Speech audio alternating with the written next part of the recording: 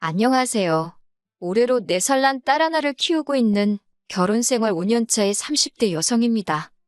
남편과는 친정오빠의 소개로 만났습니다.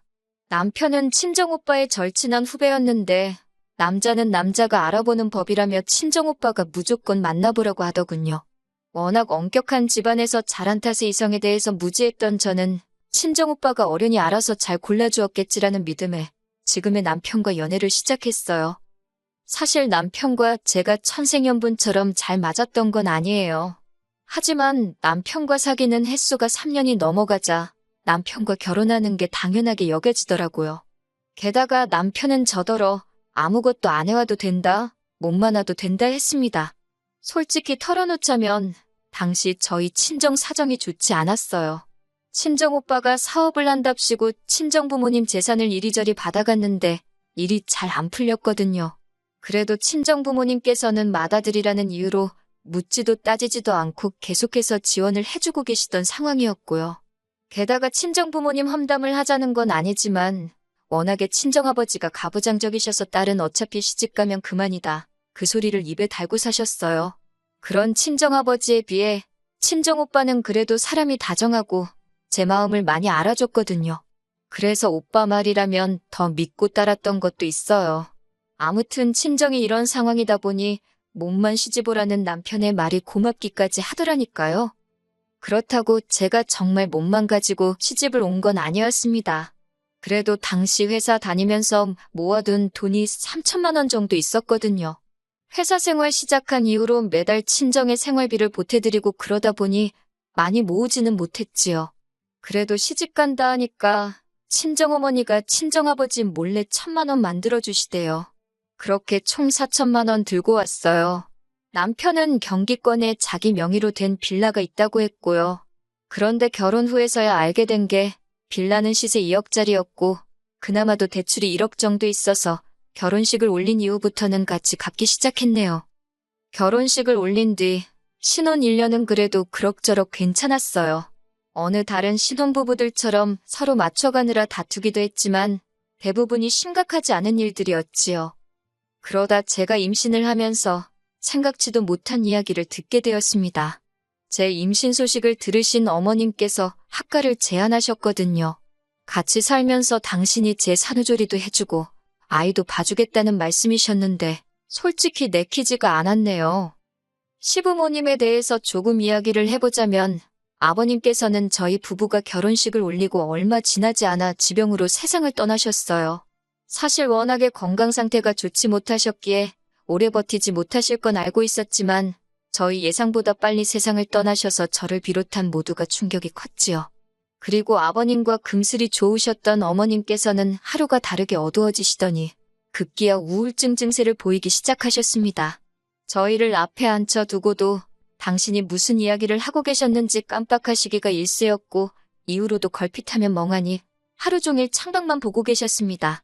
반년쯤 지나 어머님의 생신 때는 제가 차려드린 밥상을 보시고는 엉엉 우시다가 갑자기 밥상을 발로 걷어차셨는데 남편도 신우도 어머님의 그런 과격한 행동은 처음이라며 꽤나 당황해야 돼요.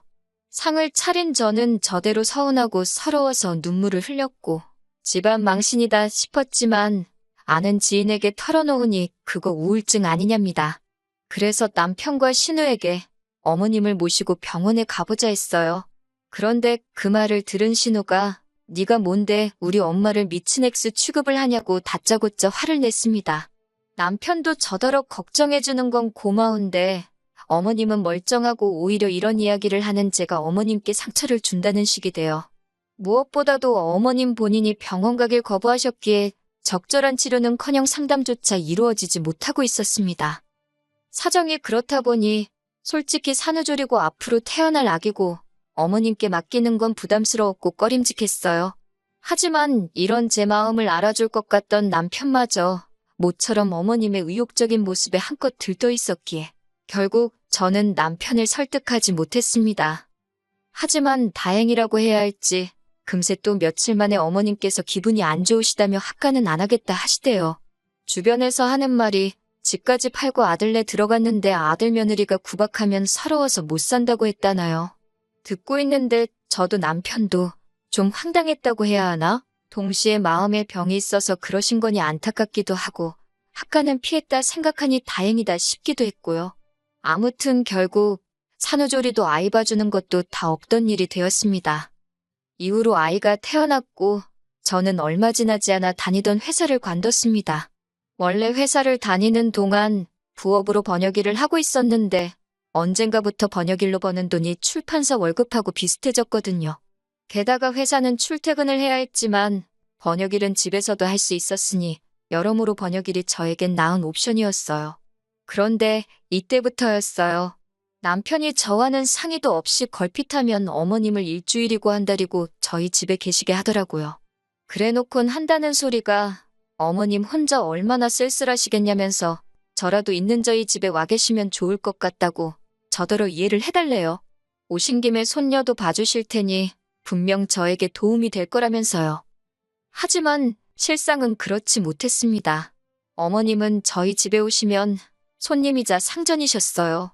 절대 당신 손으로 뭐 하나 하시는 법이 없었습니다. 일례로 손녀인 제 딸이 울건 어쩌건 기저귀 한 번을 안 봐주시더군요. 뿐만 아니라 어머님 눈에는 당신 아들은 아침부터 밤까지 밖에서 일을 하는데 며느리인 저는 집에서 편하게 일하니 그 모습이 어지간히 꼴보기가 싫으셨던 모양입니다. 그래서인지 툭하면 빨래 안 하냐, 청소 안 하냐, 음식 안 보냐, 뭐 안 하냐? 솔직히 처음에는 저랑 둘이 있는 게 어색해서 무슨 말을 하셔야 할지 몰라서 저러시나 싶기도 했고 아니면 단순히 말상대가 필요해서 그러신가 싶기도 하고 어쩔 줄 모르겠더라고요. 하지만 막상 어머님 말동무라도 해드리려고 하면 매사 시큰둥하시고 들은 채도 안 하시대요. 손녀인 제 딸에게도 그다지 관심이 없으셨고요. 솔직히 저도 사람이라 그런 어머님과 있으면 숨이 다 막히는 것 같았고 한마디로 살갑게 대해드리기가 어렵더라고요. 결국 그렇게 어머님이 저희 집에 옷가게 시기를 수십 차례, 세월로 2년이란 시간이 흘렀습니다. 참다 못한 남편에게 제가 어머님이 오실 때마다 일은 일대로 못하고 거기다 육아에 살림에 어머님 식사 준비까지 힘들어 미쳐버릴 것 같다고 소리를 쳤어요. 2번 다시 모시고 오지 말라고 그때는 어머님께 직접 이야기하겠다고요. 솔직히 바보같이 들리겠지만 그전까지만 하더라도 남편한테 이거 싫다 저거 좋다 뭐 강하게 이야기해본 적이 없어요. 특히 어머님에 관해서는 어머님은 환자라고 생각했고 남편은 그런 환자의 아들인 만큼 제가 맞춰주는 게 맞다고 생각하고 배려했지요. 그런데 이러다간 정말 내가 먼저 우울증에 걸려 죽겠구나 싶더군요. 그래서 처음으로 남편한테 큰 소리를 냈더니 남편도 꽤나 놀란 눈치대요. 하지만 그 약발이 오래가지는 않았습니다. 그렇게 큰 소리가 오가고 2달쯤 지났던 어느 날이었어요. 그날도 평소처럼 어린이집에 있는 아이를 데리러 가고 있었는데 신호를 무시한 채 달려오던 자동차에 제가 그만 치이고 말았지요. 그리고 급하게 찾은 병원에선 인대가 파열되어 수술까지 할지도 모른다는 이야기를 듣게 되었네요. 이후로 다행히 다시 찾은 병원에선 일단은 주사치료와 재활운동으로 대체해보자는 이야기를 들었지만요. 하지만 수술은 피했다고 하더라도 제 마음이 여러 가지로 복잡했습니다. 생각지도 못한 사고와 부상은 저로 하여금 이런저런 생각을 하게 만들었어요. 그러면서 동시에 제가 살아온 시간도 되돌아보게 하더라고요. 결혼한 첫 해를 제외하곤 하루하루를 일만 하고 애만 키우고 어머님 비위 맞추고 참 힘들게 살았다 싶더라고요. 그런데 그런 와중에 남편이 저더러 한다는 소리가 어머님을 2달 정도 모셔오고 싶답니다. 어머님이 요새 발목이 시큰거려 제대로 걷지도 못하겠다고 그러신대요. 참고로 저희 어머님 과장해서 말하는데 일가견이 있으신 분입니다. 그렇다고 며느리로서 어머님의 병세에 다짜고짜 진짜냐 따져 물을 수는 없었으니 일단 듣고만 있었어요. 남편은 그런 저에게 어머님을 저희 집에 모셔와서 병원도 모시고 다니고 그랬으면 좋겠답니다. 자기 와이프는 어깨가 망가져서 찬장에서 물컵 하나 꺼내는 것도 고역인 판국에 어이가 없어서 당신이 전적으로 책임지고 모시고 다닐 수 있으면 그렇게 하라고 나는 못한다 했습니다. 그랬더니 남편이 고민 없이 자기가 하겠다대요. 저는 신경 쓸 거 하나 없다면서 식사만 챙겨드리면 된다고요. 사실 칼질하는 것도 쌀 씻는 것도 아무튼 어깨에 힘이 들어가는 일이라면 무리가 되었고 혹시나 상태가 더 나빠져서 수술이라도 하게 될까 무서워서 그마저도 내키지는 않았어요. 하지만 어차피 먹고는 살아야 하고 먹는 걸로 그러는 건 도리가 아닌 것 같아 알겠다 했습니다. 그리고 이틀 뒤 남편이 어머님을 모시고 왔습니다. 어머님 댁은 참고로 저희 집에서 차로 1시간 거리에 있어요. 다니기로 한 병원까지도 차로 1시간 거리로 저희 집에서 가는 것과 별반 다르지 않지요. 제가 어머님이었다면 불편하게 며느리랑 부대끼며 있느니 제 집에 있지 않았을까 싶었지만 아무튼 발목이 아파 걷지도 못하신다는 얘기와 달리 어머님께서는 다음 날 아침 바로 산책을 나설 만큼 아무렇지 않아 보였습니다. 남편더러 당신도 어머님 산책하는 거 보지 않았냐? 진짜 아프신 거 맞냐 하니까 저게 다 재활운동의 일환이라며 어머님을 두둔하더군요. 팔은 안으로 굽는다더니 내가 당신과 무슨 말을 하겠냐 싶어서 더는 따지고 들지도 않았습니다. 그냥 약속한 대로 알아서 책임지라 그 소리만 했어요. 하지만 어머님이 오시고 정확히 일주일째 되던 날이었습니다. 남편이 급하게 출장 일정이 잡혔다며 저더러 3박 4일 동안 어머님을 부탁한다는 거예요. 저는 단칼에 거절했습니다. 어머님이 오신 이후로 반찬 타박을 어찌나 하시는지 평소 남편과 제가 먹는 것보다 2배, 3배 많은 메뉴를 그것도 몇 끼마다 해대고 있었거든요. 그리고 당연히 그러한 부엌일이 제 어깨에 큰 무리가 되고 있었고요. 그것도 속상해 죽겠는데 어머님까지 모시고 병원에 가라니 내 어깨 재활치료받으러 가는 것도 힘들어 죽겠는데 못한다 했습니다.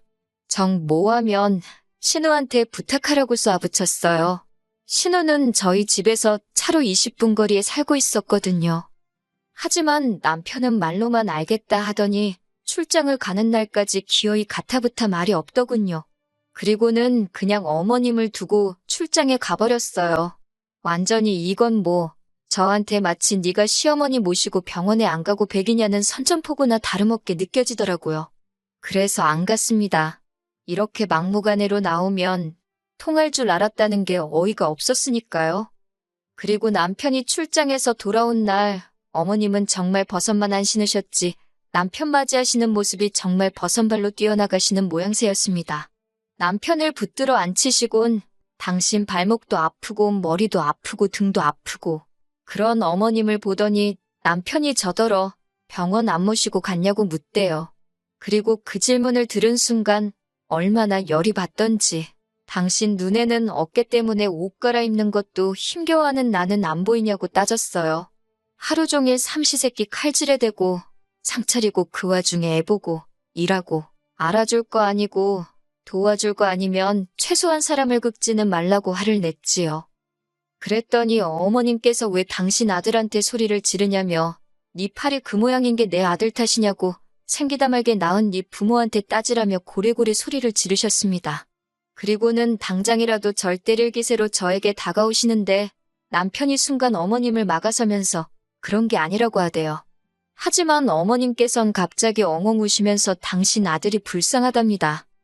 결국 참다 못한 저도 그동안 속에 있던 말을 끄집어냈습니다. 제가 하나하나 적지는 못했지만 그동안 저희 집에 계시면서 어지간히 저를 깎아내리셨거든요.